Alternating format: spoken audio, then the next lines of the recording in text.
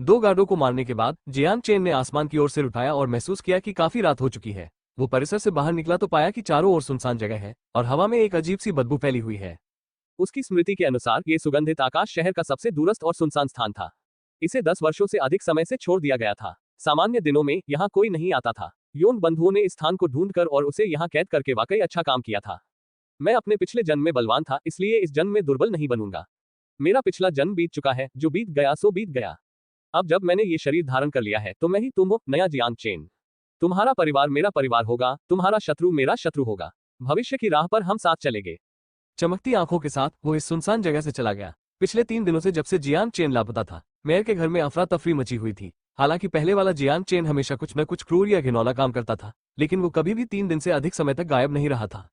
वो महापौर का इकलौता बेटा था। हालांकि महापौर उसे डांटने में कभी कोई कसर नहीं छोड़ते थे, लेकिन दिल ही दिल में वे जियान चेन को सबसे ज्यादा प्यार करते थे। ये बात उनके द्वारा जियान चेन को दी जाने वाली सभी कीमती दवाइयों से आसानी से स्पष्ट हो जाती थी। महापौर के महल के सभी पहरेदार अपने युवा स्वामी की तलाश में निकल पड़े। उन्होंने हर संभव ईंट पलट दी, लेकिन फिर भी उनका कोई सुराग नहीं मिला। अंततः महापौर ने आदेश दिया कि यदि सूर्यास्त तक युवा स्वामी का पता नहीं चलता है तो सभी पहरेदारों को वापस लौटने की आवश्यकता नहीं होगी। जिस सुनसान जगह पर जियान चेन को कैद किया गया था, वहां पहरेदारों का एक दल पहुंचा।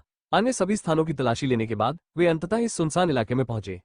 अरे यार, ये नौजवान मालिक तो हमें कभी चैन से रहने ही नहीं देता। लगता है वो कहीं मजे कर रहा होगा, लेकिन हम सब परेशान हो रहे हैं। मैंने तो दिन भर कुछ खाया ही नहीं। शिकायत करना बंद करो, वो मेयर का इकलौता बेटा है। कल मुरोंग परिवार के साथ सगाई की तारीख है। अगर तब तक हम उस नौजवान को नहीं ढूंढ पाए तो हमसे कुछ भी अच्छा होने की उम्मीद मत रखना। युवा स्वामी कभी भी इस तरह के सुनसान स्थान पर नहीं आएंगे। हम यहाँ बस अपना समय बर्बाद कर रहे हैं। रुको, आगे कोई है। सभी गार्डों ने शिकायत की, लेकिन उनका नेतृत्व कर रहे गार्ड ने सफेद कपड़े पहने एक मानव आकृति को उनकी ओर आते देखा। युवा मास्टर, पहरेदार ने आंखों में थोड़ी हैरानी लिए हुए चिल्लाया। उसने अपनी आंखें मली और फिर उस आकृति की ओर देखा। युवा मालिक के अलावा और कौन हो सकता था? कैप्टन, ये तो युवा मालिक है। हमने युवा मालिक को ढूंढ लिया है। हाँ हाँ। गार्ड उत्साह से भर उठा। उसकी आंखों से मानो आंसू बह रहे थे, मानो उसके सामने प्रकट हुआ व्यक्ति उसका स्वामी नहीं बल्कि उसका अपना पिता हो।